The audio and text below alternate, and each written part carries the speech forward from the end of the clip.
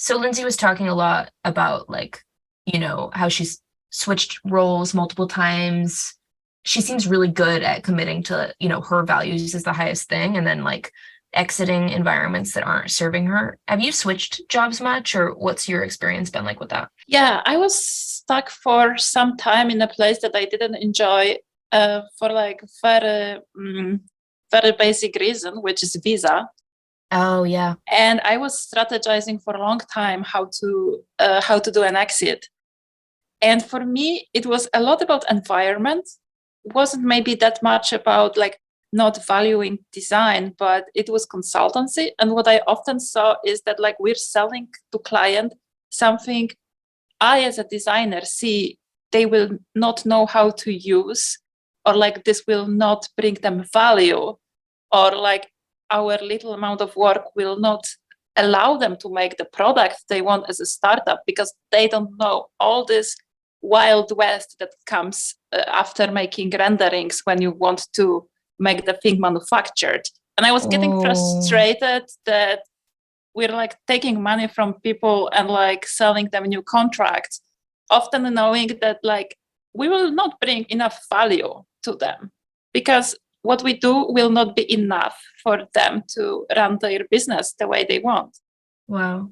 It was my biggest reason to trying to go elsewhere. And I think maybe that's also a reason why I chose to go to the big corporate in-house studio because I know there will be enough resources to make things the right way. Sometimes I feel like that to make industrial design as it should be done, you just need so much money and resources and investments. I wonder how many consultancies do that. That seems like, yeah, in particular, the way you're talking about it, it sounded like the company was like preying on the lack of knowledge. Do you think it was pretty intentional or careless? I don't know if Uh, there's, it's capitalism.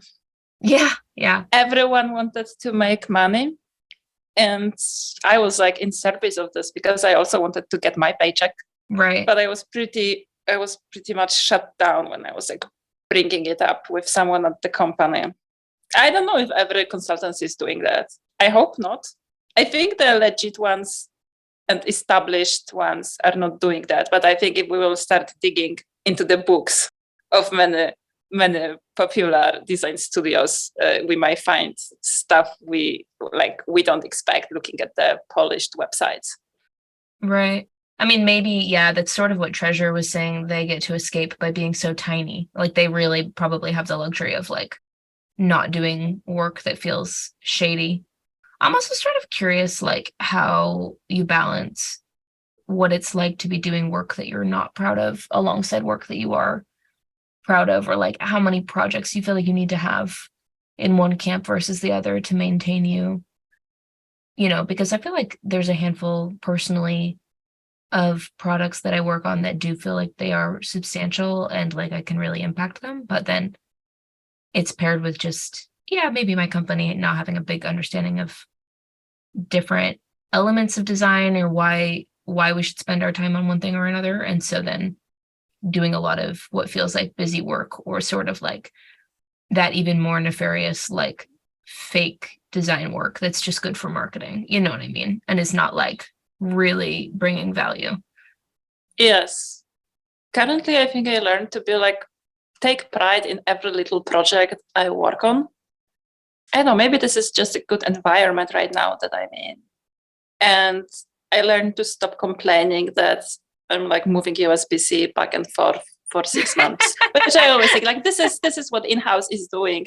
But if you understand why you're doing that and like what wins to the product it can bring, or like what wins to the electrical engineering of the product it can bring, you just do that. You just do the job. And Mm. yeah, to if I want to be more creative, I paint. Unfortunately, cannot play piano like Lindsay.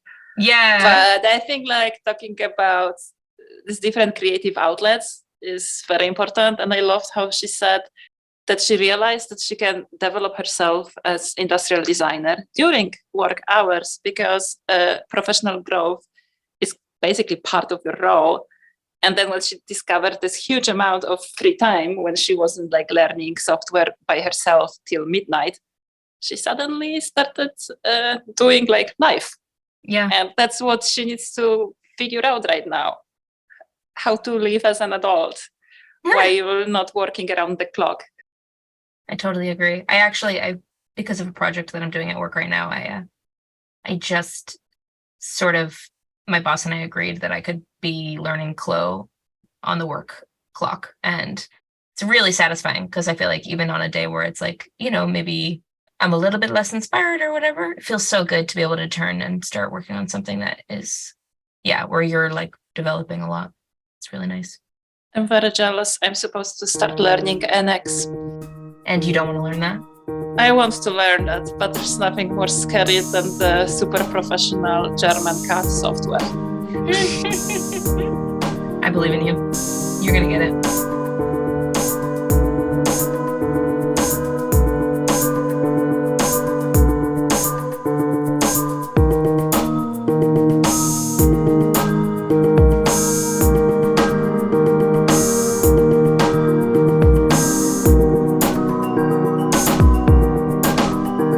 Welcome, everybody, to the Seattle Beyond Ray podcast. I'm here today with Margaret. Sadly, our teammate Ginger couldn't join us. And our awesome guest, Lindsay. Lindsay, do you want to introduce yourself and just tell us a little bit about your current work? Hi, everyone. I'm Lindsay Malatesta. I'm an industrial designer. I moved about a year and a half ago to Seattle to work for REI, and I've been a designer for 8+ years at this point. And on the side, still related to design, but not necessarily my job, I run Unified, which is a community for women and non-binary industrial designers. Super cool. We have talked a lot about your background, maybe with Unified and the work that you have spoken about at other conferences and whatnot, that you really care about advocating for design and the users. What do you think has gone better or worse about like times that you've tried to make that the center of your work? Do you have any ways that people can do it better? I think it's about, for me, the way I've done it is making sure as much as I can and as realistically as possible with like, I feel like a lot of times people get advice to like, just leave your job and do something else. That is not realistic. That's never been like a financial reality for me. But as much as I could, I've tried to find jobs that were in line with my like moral, ethical code as a designer. And that has always included design that is like eco-friendly, design that is more diverse, design that is like actually accessible rather than like, sort of fakely accessible or designed in a way that like is called accessibility, but they've not consulted anybody who actually has accessibility needs, that type of thing. Yeah. And so it just so happened to like, I feel like I very much lucked out in my career to work with REI, who is more in line with those goals than other companies I've previously worked with. But I think it's about focusing on what you could make and trying to get to what you could make that aligns with your personal ethics. Did you also have these values, or was it like long time to develop this core moral compass and then follow it in jobs? I think that was a little bit inherent. I have this like thing where like I recognize that some stuff to me feels like it's just a rule that design should be accessible because those are the things that we were taught in school. We were taught about accessibility. And then like on my own, unfortunately, my school didn't teach this as much, but like on my own, I started doing work, sort of decoupling myself from like, things that were taught in society and then learning about how and where white supremacy affects design. And so those things became very quickly folded into like what I wanted to do as a designer to either like fix or stop upholding or move forward. And I feel like I had sort of like this strong sense of like, this is what I should be doing. And anytime I felt like the work wasn't going in that direction, I had a very hard time, much to like all of my friends' chagrin, because I was just complaining a lot about my work. But I had a very hard time reconciling like, then how am I doing design if this isn't if I'm not following those rules. I like the way that you talk about your almost confusion when things are just not equitable or considerate or like actually functioning in the way that makes people have the best experience. You seem to almost be like unable to put your hands together of like, how can this decision be the decision that we're making for the users? It just feels like broken. But I guess I want to understand if that was like, chicken and the egg about you becoming a designer and you having that thought process. Like, does design feel like it is good at fitting in with that? Or do you feel like you bring something to design that like, makes it more, equitable, I guess? I think design has the capacity to make that type of change. And it was the right intersection of my skills and my desire to make change or make things better. So that's kind of where design sat. It was like, I have these things that I could bring. I also like have my own learning that I need to do and like constantly need to do. We all have things that we will unpack for the rest of our lives. Mm-hmm. But either in my capacity as a designer or in my capacity as a facilitator or somebody could open the door for somebody else, that felt like something I could affect in the design world more than I could with other jobs. I originally thought about like healthcare a bit and other positions, and it didn't feel like I was going into systems where I could really enact change or really where I would like have fun either. Like me and being a doctor, not a great mix. Like how did your parents felt when you said, "Mom, I considered med school, but I decided that art school makes a better choice"? That was never a conversation, thankfully. Like, I think when I was a kid, I like mentioned things like I wanted to be a vet. I wanted to be a dentist at one point. Very odd choice. Just really liked taking care of your teeth. Just really, really, really, really care about oral care. But no, the conversation was more like, I really didn't know what I wanted to do. And I had this like combo of like good at math, good at science, also like drawing and the arts. And really, I'd done music like as my primary thing for a long time. And so it was kind of like, I guess I'll do architecture. And then after that, it was like, oh, I now know what industrial design is because I've had a conversation with some like professor who told me what I was looking for was an actual job. So now I'd like to switch. How did you like define that job to your professor? You went in and you were like, I want to do architecture for objects. Like, what was that conversation like? Kind of, yeah. Yeah, that was kind of the conversation. I had been looking at, oh gosh, I'm going to forget the name of it now. Oh, the Die Line. The Die Line, which was a site about like packaging design, which was always just like really pretty. And then I was thinking about people like my sister who have a familial tremor, which is really benign in her case. I think it's benign in any case. But at the time, we were both like starting out in college. You start cooking for yourself at that time. And then, her hands shake all the time. And she talked at some point about like getting cooking oil on herself. And if you've ever like, I don't know, cooked chicken and had to like use a lid as a way to keep the oil off of your skin, that's not really fun. Yeah. Kind of talked to my professor about like, I heard that like making objects heavier would make someone's hand stop shaking. Is that a thing? Like, could I make stuff like this? And that's when he was like, yeah, that's industrial design. Like anything inside of the house is kind of what it seems like you want to make. And I was like, okay, cool. And it kind of went from there. I transferred after the next semester to Wentworth after that. That's so cool. Yeah, but it was like driven by a problem, not just like aesthetics or something like that. I love that. Yeah. It was like a mix. Obviously, like the Die Line was just there to look pretty to me and really understand anything about what was going on behind it. So I think it was like a fair mix of like, there are problems that I could solve. And also I want to make it look nice. Yeah, cool. How did you feel when you stepped into that industrial design department? Was it like a new world, or did it happen to be what you thought it will be? I'm not sure I had like a lot of thoughts about what it would be. It ended up being a lot like architecture in the first semester. We did a lot of very similar projects. And so it was kind of just focused more on actual object, but the foundations were really the same. It was in art history classes, was learning the same things over again. We even had a really similar like gouache paint thing our first semester, and I was like, I already did this. Like, I already bought the stupid gouache. But yeah, it actually ended up being really similar. And I honestly don't remember much in between those semesters. I think at this time, my like grandmother passes away over the summer, and so like that was the only thing I really cared about. And it's still like off the back of the recession in like 2009, 2008.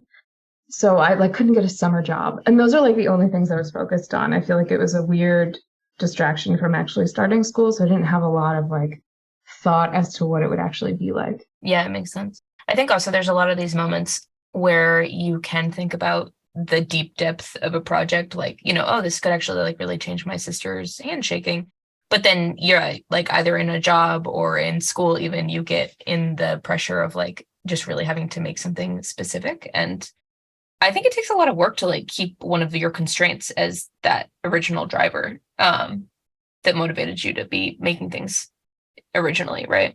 But then you left school, you started to getting industrial design jobs, and you discovered that things in a process in a company often don't make sense. And you were frustrated about it. But did you ever question yourself that maybe you just don't understand what's going on? And maybe you're not good enough as a designer since you cannot make it work in the actual environment of making business. There is always this big switch, and they tell you at school, professors, that like you'll see how different it is when you go work for a company. And we always kept hearing about it, but then you show up in a company and it's like, oh yeah, now I understand.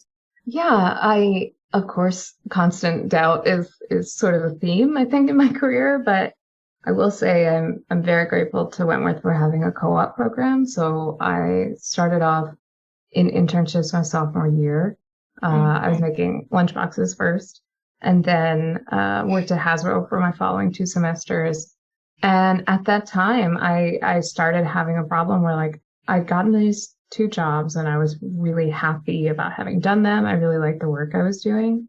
But I recognized that like I was just making toys or I was just making lunchboxes. And neither of those things really did what I actually wanted in design. And so I felt a lot, and I felt this until like way further into my career, like way after I graduated. But I felt like there was some sort of like invisible judge of what was going on that was judging me and would think like that I wasn't doing real design, that I wasn't a real designer. And I felt until I had a job that was either like a consultancy or doing medical design that I wasn't really doing industrial design.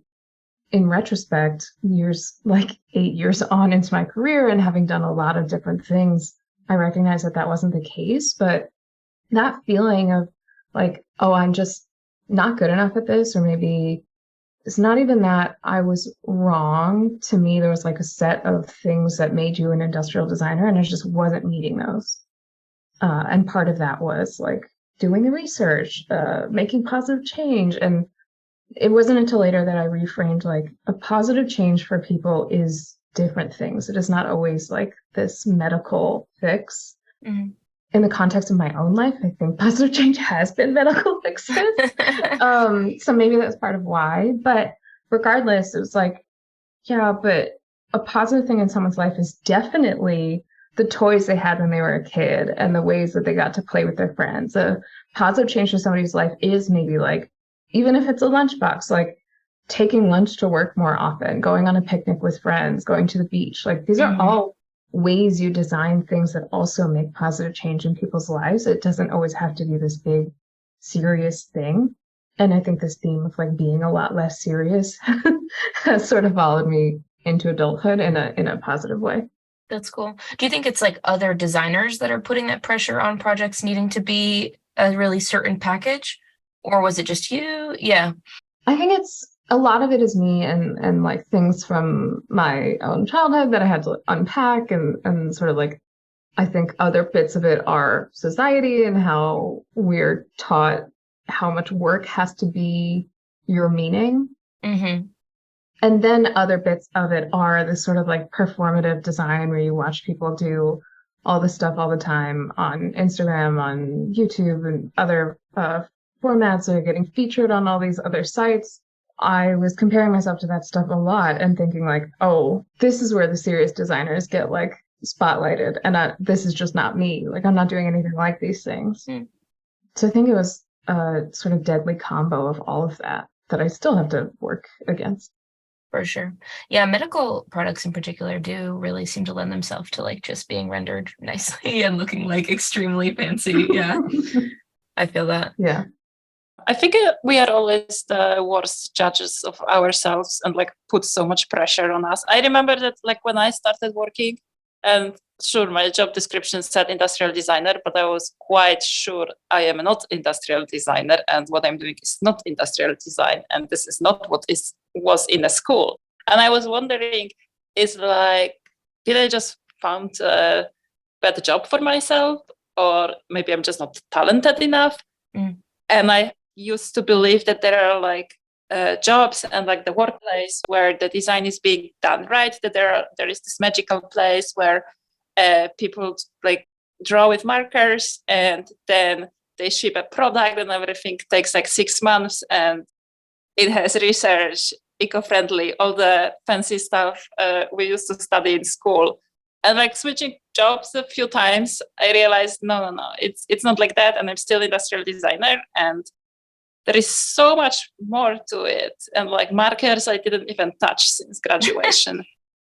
I don't know, Kate, if you had similar. No, I'm curious. I mean, I think that for the type of sketching, yeah, maybe we never have to like do some big elaborate presentation in like hand-drawn sketching for a concept. But I still kind of think that there are maybe not a magical place where design is just like, rainbows and everybody's just like in awe and accepting every bit of it. But I do think that there's probably, like companies that get it and companies that don't. Like companies where you don't maybe have to work so hard to make design be like integrated into the thought process, right? I don't know, like, yeah, good versus bad jobs, if that's even a thing, or if it's just like, you're a fit for a job or not. I think also what you said about feeling like you're just not talented. I definitely feel like I take on personal blame maybe for a job not valuing design or creativity or something like that enough. Like I'm just like, well, if I just like had the capacity to convey it in the way that these people would understand, I think everybody would just get on board. And that's a ton of responsibility to take on for like maybe just being in an environment that you shouldn't have to fight that hard, Yeah. I always wonder if other people feel this in other industries, because what you just talked about was like essentially assigning moral value to your job. Like the job that you do is either good or bad. Or like I'm not a super villain because I like designed for a lunchbox company. I don't know. Dicey. I might be. I'm a supervillain for other reasons. But yeah, I always wonder about that. And like, because our job is so visual and because it lends itself to being shared and sort of admired, if that really skews us in this weird direction of our own perception of ourselves as designers.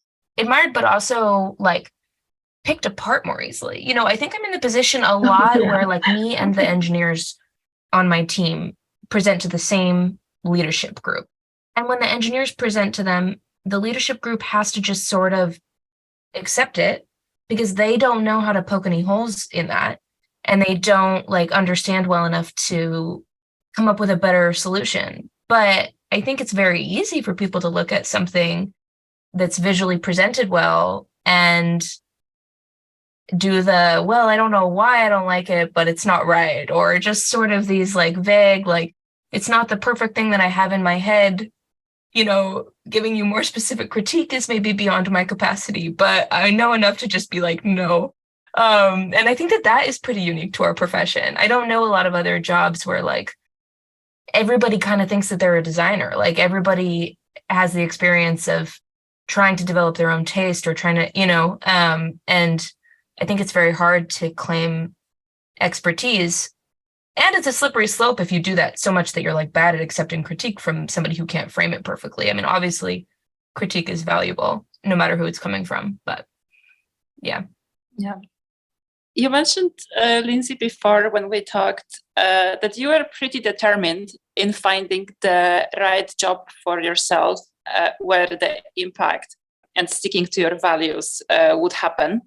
How did you decide at which point it's time to say goodbye to the current job and find a new one? How long did you try to make that change and adjust yourself before like giving up and saying, okay, that's just not the place where I see myself grow? Yeah. I weirdly credit the fact that my first job out of school was at MakerBot, and at the time they had like significantly overspent money. And 4 months into working there, 50% of the staff got laid off, and that included the entire team that I was working on. And that was sort of this really big wake-up call for me, who had like always thought of work as my entire being, and that I didn't have work to do anymore.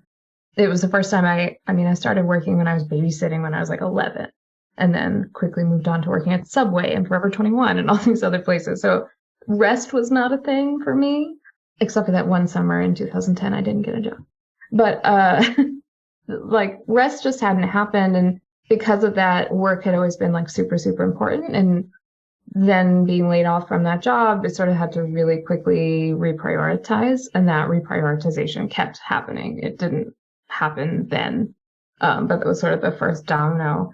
And so I would work for companies and realize, honestly, the first job after MakerBot was, I really need a job. I live in New York City. I have rent to pay, and that rent is very high. So I took basically the first thing that I could get, and that was soft goods at a hunting company. I don't know if it's very clear. Hunting's not exactly my thing. Not for me. So I pretty quickly into doing that, I was like, this is great. I can learn a lot about soft goods because I hadn't done that before at all. I didn't know how to sew at the time, but I knew I really wanted to leave. And it just so happened that like my wanting to leave lined up with my lease ending and my roommate at the time moving to California. And so the timeline just naturally lined up. And after that, it was sort of, I worked at a company who I realized I'd gotten the consultancy finally and was like, this is it. I finally am a real designer. And this is the culmination of like all the years of unlearning stuff and continuing to unlearn stuff that I got to a point working there where I'd gone on vacation for the first time and was like, oh, like, I actually don't like it here. I don't even like where I'm living. I don't like how I'm being treated. It's reminding me of like ways I've been treated before that were deeply unacceptable.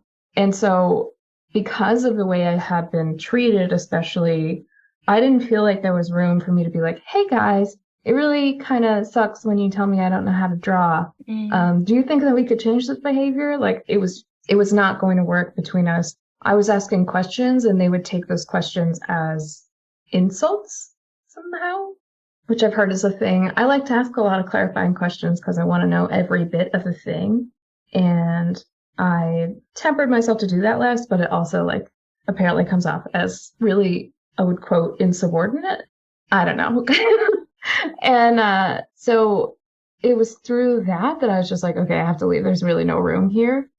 And after that, it was sort of that same thing where if I got to a point where it really felt like I couldn't make any change, where I couldn't sit in a review or even like talk to my upper management and say, hey, these are the things that really aren't working for me, or this is the type of work I'd like to do more, then it was time to move on. And that happened a few more times after that. And I would like for that not to happen again because I really don't like moving that much. That makes a lot of sense. When do you think it is valuable to be a fish out of water? Like in what scenarios are you looking around the room and you're saying, okay, I'm actually have very different opinions or feel very different from these people, but I'm gonna keep learning here? Is it just about how well they respond to your critique and things like that? Or is there more to it? I think like anything up into what I was experiencing would have been fine. Like having different perspectives is generally what makes things great. Like I advocated for that in talks that I've given before. They're like, we need to have different people on our teams. And And I mean different from like the traditional industrial design faces that we see over and over again, including mine. So I advocate for that. The point at which it doesn't work anymore is if you are being fundamentally judged for the person who you are, rather than like, give me a critique about my work that's not you just picking it apart because you don't like who I am. Like, it got to a point where things I had drawn, which were absolutely not like feminine looking, and I'm using the biggest air quotes I can, were being critiqued for looking too feminine and cutesy and all this stuff. And it got to the point where like any drawing that looked soft was critiqued that way, even if it was my coworkers. And then they would back off when they learned it wasn't my No work. way. And it was like, I can't do this. This isn't going to work. You fundamentally just don't like me. And that's not going to work. I wouldn't sit there and also like accept any type of like genuine, abuse that I think people have gotten in their workplaces more than you might expect. Especially given like some of the things people have written in before about where, it's just like genuine personal attacks that are either on purpose or not. Those are not reasons to say, but like up until that, there should be normal like discourse. Yeah. I think that's fine. And having discourse and differing opinions, like I am not always right. I am really stubborn, but I know I'm not always right. And I'm like happy to have discussions like that. Yeah. But the workplace has to support it. Workplace environment aside, did you like the designs you were doing back then? No. I wanted to ask if you found yourself very designer in consultancy finally. No. I think because of the way that I am, and that's fine. I think consultancies work for other people, but we were doing so much random stuff. At the same time, I was working on a car seat, I was working on desk stuff and a medical product, and the Banana Loca banana injector, which went on Shark Tank and is one of the most embarrassing things I've ever worked on in my whole entire life. The banana injector, what is it? Banana Loca injector. Oh my gosh. I'm looking it up. So we were working. I also need to check it. I would please Google it. Anybody listening should absolutely Google it. I ended up asking not to be on this project anymore for reasons that you might become clear once Google brings that up. I can't wait. Oh my God. Oh my God, Lindsay. I didn't make that. I think I ended up choosing the Pantones, and that was it, because I was like, I can't do this. Well, it looks like a banana, so nailed that. Actually, I'm sorry. This is the supervillain design. I need to come up with what my most embarrassing design is. That's a great thing to know. That's very funny. Okay, I have a stupid question. Why can't you just dip banana in Nutella? Okay, the question you're asking is why I kind of was like, I can't do this project anymore. Okay. Because this is a great example of one of those projects where I was like, this can't be it. This is quintessential design, Lindsay. This is what we're here for. I was like, I am not in six figures of debt to make this banana torture device that I know everyone online is going to go nuts about, and they did. Oh no! You straighten it out. Okay. Oh wow! Oh my gosh! It's I'm looking torture. at a photo of the banana straight on the machine, and it is a little scary. Wow! All right. Well. Yep. I'm so glad we started doing show notes, because this thing definitely goes there. Oh, gosh. It's okay. You've done a lot of very amazing, iconic work we can talk about too. So yeah, no, it's fine. This is hilarious. And again, I didn't end up really working on this except to choose the Pantones, and we regularly had Nutella in the office, and I am sure I did my fair share of eating that. Did you inject the bananas? But that I didn't like it. Yeah, it's weird. I was also routinely bad at it because it never got all the way in. It's just so gross. So funny. Okay, yeah, but to the kind of fish out of water thing, it's like the hunting company was okay. Because I would say that's a very, very different interest. You're not probably a lot of the people that you're working with, but yeah, what was that environment like over time? Honestly, the hunting company was really unique, and if we weren't working on hunting stuff, I would have loved to have continued working there. This is the only place where I worked with women, but they were all fashion designers. Oh, interesting. And I came in as an industrial designer to do like some of the hardware on their products. There had previously been a woman in industrial design who worked on that team who also focused on soft goods and sort of like came back and forth. Honestly, I don't know how to define that. She like sometimes worked with us in office and sometimes did not.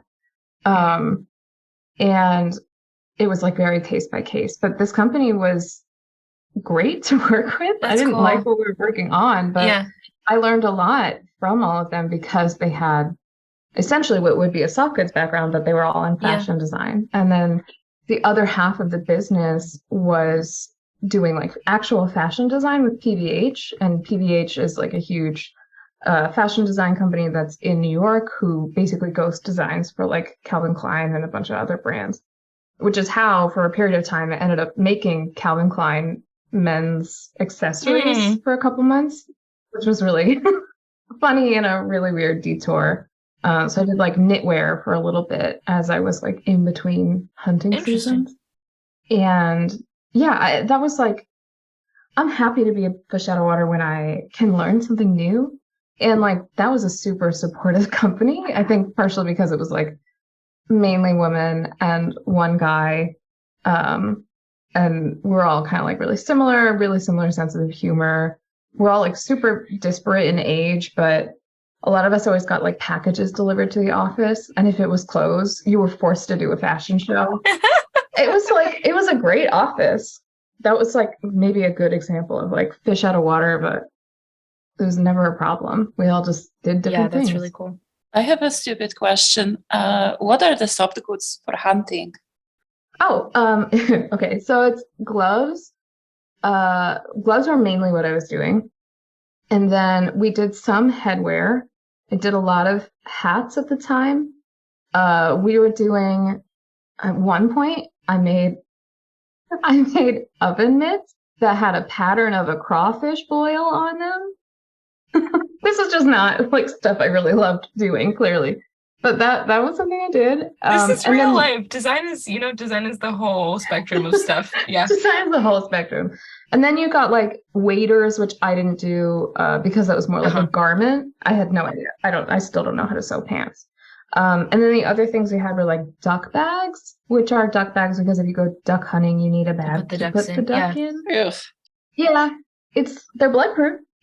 But yeah, so that is the other stuff that I was It must be horrible, like designing a bag and thinking, okay, how many dead ducks would fit here? Or like, I will say, especially for people who like respect the land and especially for people whose like culture is ingrained in like hunting and gathering, and I am still a person who eats meat, like that all is actually lovely, I guess. There's like a really nice way that people who hunting speak about like the land and conservation and the reasons why they hunt, or like the familial learning of hunting, or like especially in indigenous cultures, like that like generational knowledge.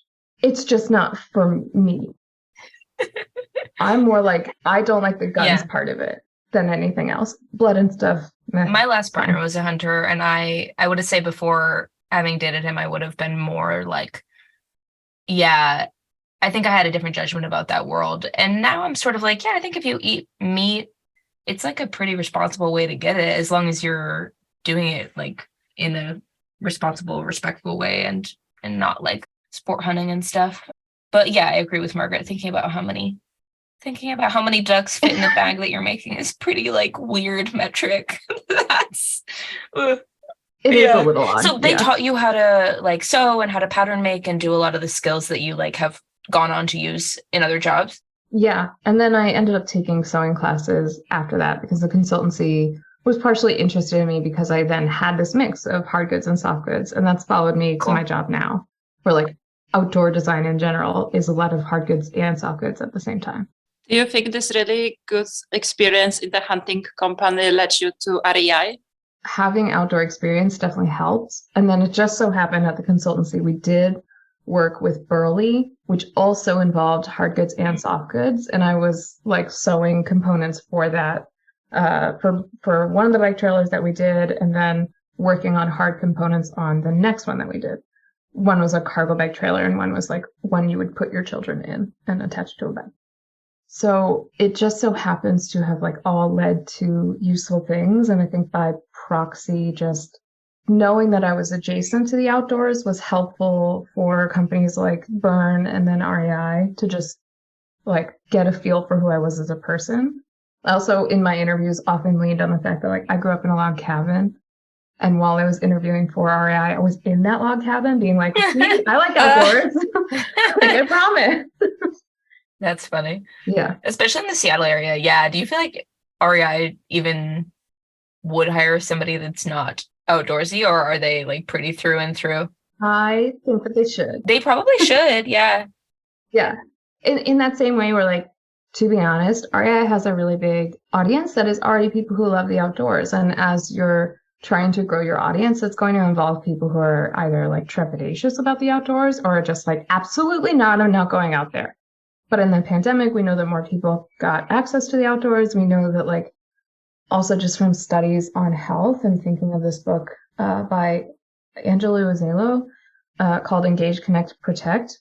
She runs the Greening Youth Foundation, which connects primarily Black and Indigenous youth to the outdoors through like stewardship mostly. In her book, she talks about having a stroke and literally getting prescribed time outdoors.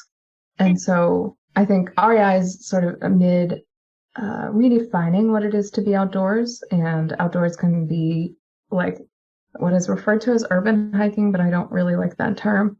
But outdoors can be anything from like walking on a paved path to like fully sending up like a mountain by 9 a.m. And everything in between. And that means all levels of access as well. Because as you get older, fully sending at 9 a.m. or before 9 a.m. is not really achievable or becomes less achievable. Yeah. Because of that, I think it would be great if we hired more people who are just like not super into the outdoors, because we need different perspectives. And I don't think being super in love with the thing you design should not be the prerequisite for getting the job. That's really interesting. I care a lot personally about like gatekeeping, not just outdoor access, but like specifically hiking, backpacking, and outdoor sports access.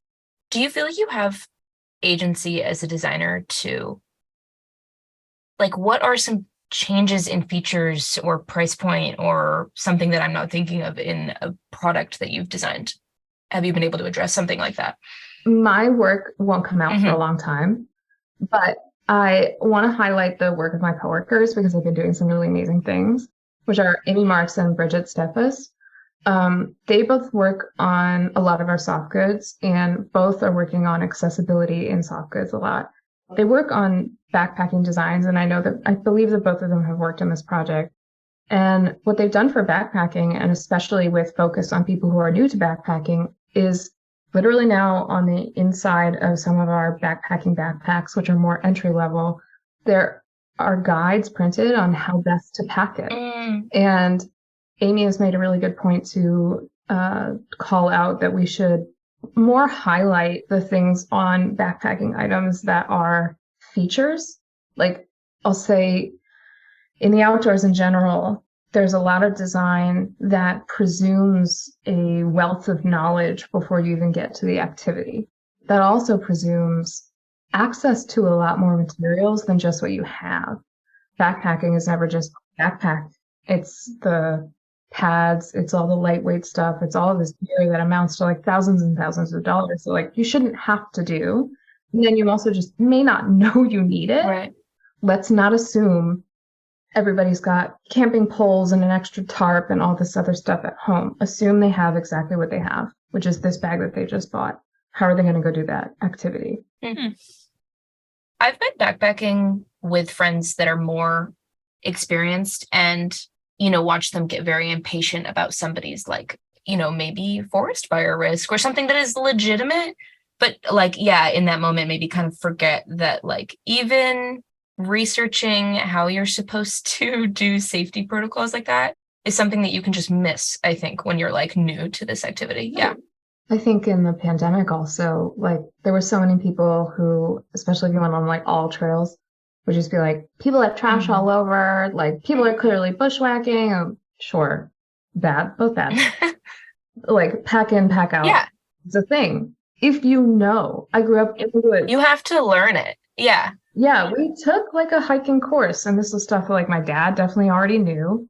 I did like orienteering in high school because my health class was taught by the head of the ROTC, and he took us orienteering That's for health insane. class. I First don't of know. all.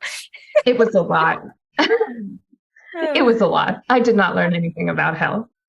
But like all of that stuff is sort of generational knowledge about being in the outdoors. You just wouldn't know if you're just approaching it. And it should have been great that like so many more people were going outside. And instead, like the national parks had to make things like permit only, and people were having to like clean up their trails in their own like hometowns a lot more.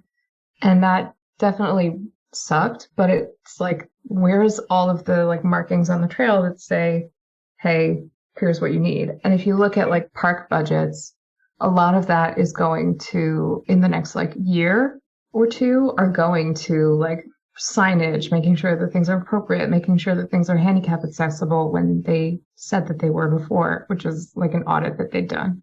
Yeah, I think so much of that is like knowledge that should be as open as possible, because the outdoors genuinely should be for all. I feel like a REI like mouthpiece, but it is that concept of like, it shouldn't be hard to take up any of these activities.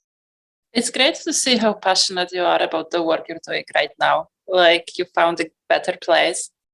And what's the next thing you want to be doing? Like, how do you see your future as a designer? I think I genuinely don't know. I've thought about this a lot, like recently, especially for some reason. I think my goals a lot more are sort of outside of design. I spent a long time trying to get to the point where like I enjoyed the work that I was doing, and I enjoy the work that I'm doing. I'm trying to advocate for it to be better. And next to that, I also am 31 and need to sort of like continue figuring out living my life as a person that has like a more well-balanced life. As I've learned that I wanted to have better work-life balance, the life part became a lot like, well, what the hell do you do? So, like, Yeah. like, what do I do? I mean, obviously, I have an Xbox. I do that a lot.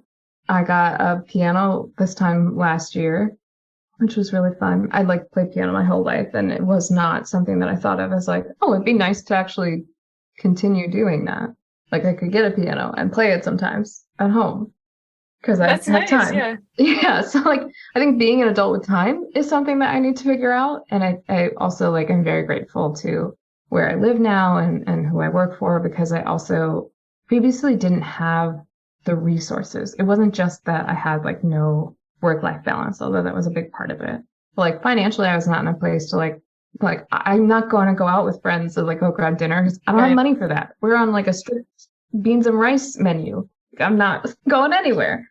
And luckily I have some more space, not tons, but I have some more space now to do those things. And then professionally, like I think I want to focus on like drilling in and advocating for the type of design that I advocate for outside of work. And like REI is wonderful and not perfect because no place could be, but there are definitely things that could be better, and I get to like advocate for those things there, which is another of those like, sure, I am a little bit of fish out of water there. I don't really do outdoors the way that people in Seattle do outdoors, but I do get to like voice that and advocate for things that are different or better, hopefully better. Other than that, I think it's then like focusing on things like Unified and trying to enact better change on like an industry level too, and support where I can. I definitely know that we want to talk to you about Unified, but before that, you mentioned earlier, and I think it's coming up for me now as you're talking about your work-life balance, rest. Like this sounds like this has been a process that we all need to work on to like let go of that like super hustly productivity part of our brain. I think especially a lot of designers that I know like do really like our job and feel very like connected to the identity that the job gives us. How do you let yourself just not have to produce or not have to like have an answer to that question of like, what's next? And what are you? get so tired that you Oh, can't do no. anything else. But I mean, I would hope that people like don't get to that point, but that definitely is where Yeah. I got. I think like it's so much about where it fits for you personally, because I think the first reaction might be that I'm not taking my job seriously. Super serious about my work, super serious about my job when I'm working. And when I'm not, I cannot constantly be trying to improve myself as a designer, because I found that I was just sort of sitting in a what I could only see going as like a sort of a spiral. Mm. If I sat outside of work and I looked at all this design stuff and I looked at, first of all, one thing I will say, getting to a job where you have the space to do professional development between 9 and 5 is very important. Yeah. Because that whole like build your skill set thing, amazing. That should happen while you're at work. You should be paid for that. And I recognize that that is a privilege, and I've only gotten that this many years in. But you should be paid for increasing your skills in industrial design, because that is the job that they pay you for, and that is like the normal thing that you would do. Other positions have professional development that would be a part of your workday and should be worked into Right. your workday. Because of that, I don't feel that need to, after work, sit and learn Blender. I can sit and learn Blender at work. I have a genuine goal with my boss. The other day, I was talking about like having a little more time because we're on the holidays, and he was like, "You want to keep messing around in Gravity Sketch?" And I said, "Yes, I do, actually." And I got to do that for work. That's something that usually before I probably would have been like, "I'll do that until 11 p.m. and I'll get amazing at it." Like, I just need to learn it and be able to use it for work and use my skills to make that good. But that is partially part of the balance. I think so much of that, like outside of work, industrial design, all the time thing was because I wanted to learn new things and wanted to keep up, and I wanted to like read about design. And that's now like Mondays are huge meeting days. So usually in the morning, I'm like reading a little bit, making sure I'm still in touch, but strictly between work hours. The other thing is I could feel that I was like always reading articles about design, always looking at other people's designs, trying to learn more skills. And that led me to only look at design, which, as we know, or a lot of us know, is really homogenous.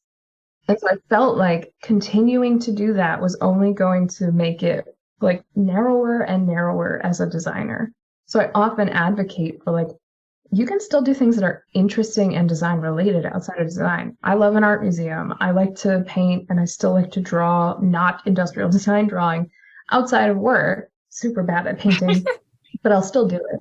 And yeah, I like more want to do things outside of design, because then I'm not exhausted by the thing I do all day.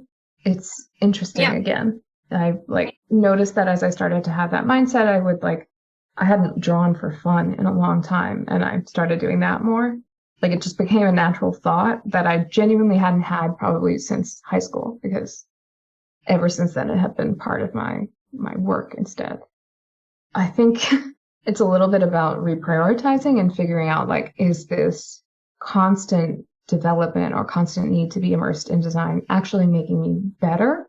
Is it making me more like other designers, or is it just making me feel really inadequate? And then figuring out where to go from there. What are your like sources of inspiration outside of the design world? I mean, you told us what you do to stay creative, but what do you like look at, or what do you read? I read a lot of fantasy. I feel like a lot of my stuff is super Cool. nerdy.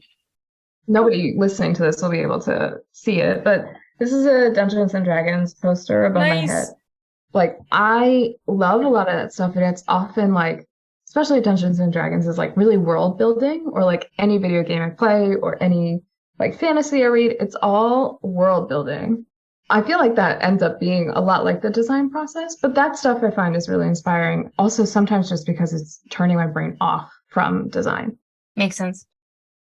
Okay, so yeah, about the unified community. I mean, how does your job support that community? Do they seem like they know about it probably? And yeah, how does that like connect with your world there? Yeah, so Arya is super supportive of what I do, which is really nice. We've tried to find ways where we might be able to like intersect, and sometimes that's just especially if we're trying to like find somebody for work, I'm always like, I can think of a bunch of people who I know who would love to work in the outdoors. I think otherwise they're more like they're eager to figure out other ways to support. I have some initiatives that I'd like to do that will take a lot more like planning on my part. I did that whole like cost of ID survey a while ago and wanted to set up like basically art supplies for students or design supplies for students. And that's definitely going to take some time, but it's something that work has definitely talked about like, oh, could we help support you? And they're consistently checking in to see if there are ways that they can, which is really nice. And sometimes it's just like giving me time to work on it. I want to know why you started it. Like, I just wanted to have a bit of a story about why it came to be. Yeah, the Yanko posts came out that Chi Chang had done, where it was all about women in design and how there was nobody. And then you got these like reactions from people who were pretty big in the design world, and they were pretty disappointing reactions. And I remember one of them being like, I could raise 5 kids and still do my job. And it was like, nobody's talking about raising kids, dude. What are you talking about? And people just genuinely saying like women aren't wired to do the job, which was just like, holy hell. It was at that time that I was comparing myself to a male coworker who was also looking for jobs. He got calls like over the weekend about his resume. And I was like, I knew that I had genuine better skills because I'd been working next to this person. And I was like, I'm going to reach out to the one other woman I know in design and ask her. And she validated a lot of the things that I felt. And that was Morna Gamblin, who I later ended up doing like a women in design event with. And in between those two, basically the conversation and the event, I'd made Unified because I was like, if I feel like I'm by myself and Morna's saying she knows like 2 other women she might be able to connect me with, like there have to be more of us out here.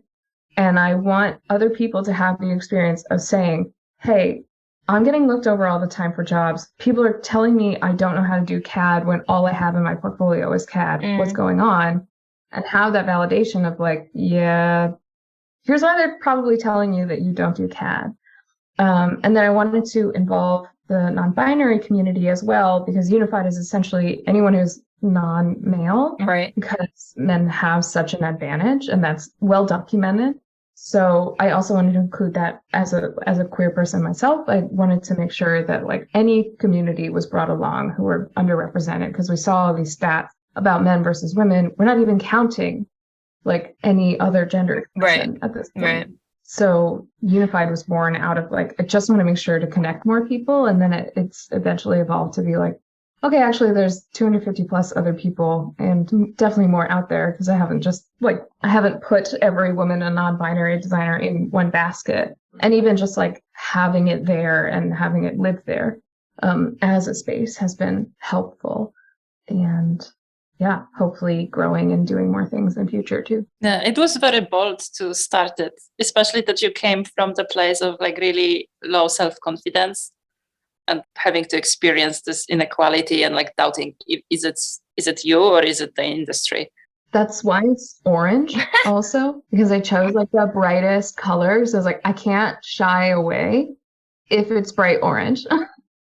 This is the only reason why Unified is just like super high contrast, bright orange and white, because I was like, well, orange will definitely be loud. Yeah, we're doing this. That's awesome. I would never have guessed that.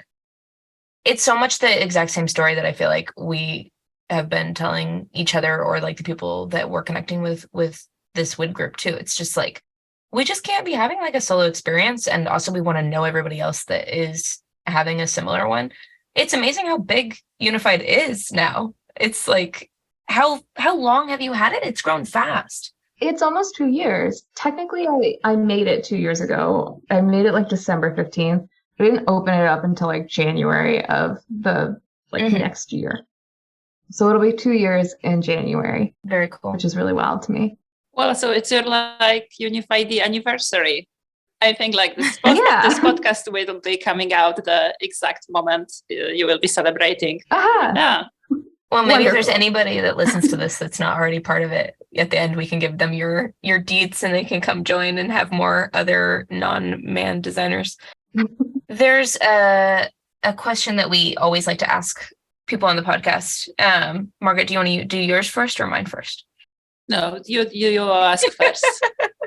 Okay. I think that you've been like great already in this conversation about, knowing your value and telling us what you think you bring to the table. But we really like celebrating designers in our industry that are marginalized. And so really want to take a moment to let you shine and just make you reflect on what you think it is that you bring to the table that's totally unique. And why you need to be there.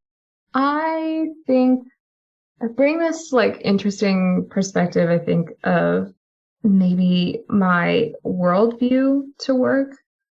I'm the person who will steer us back to the users every time. For better or for worse, I'm not wired to invent. And so I get inspired by users and only that sort of like foundational research or foundational like briefing that we get about who we're making things for.